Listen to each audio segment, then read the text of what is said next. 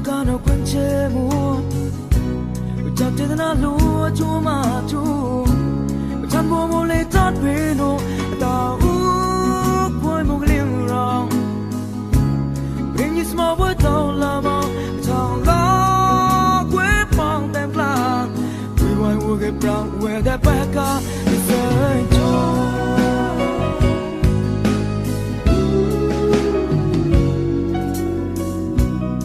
Chane me trao babu Bedun Locano Quinchemo Tapted na lua chumatu Chambo mole tat peno Ta boy mogling wrong Bring you small word down lava Tong la que pong them plan We want to get brown where that back up is a joy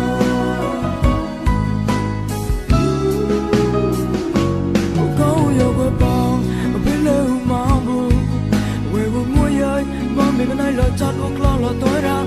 Queen come upon a queen rainbow. Tangi do get a tap along me. What's your back on? Him on you toy. A big boy, my color, no get, who they go be. Come on, they love. Love him, love will leave me come on. Babylon.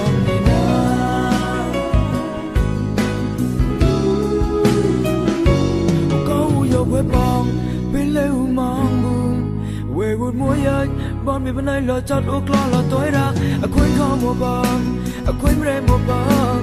Tangi do get chat hard, the long way.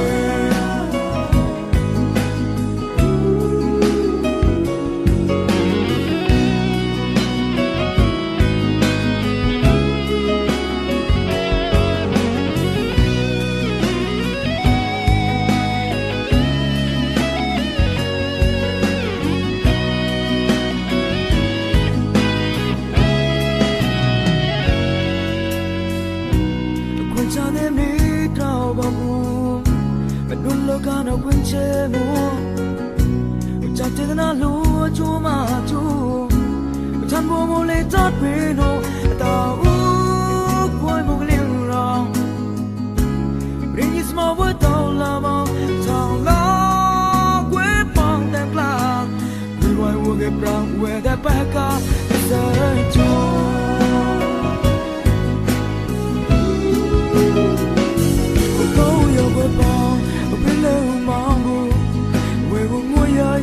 Maybe I love chat or claw or toira.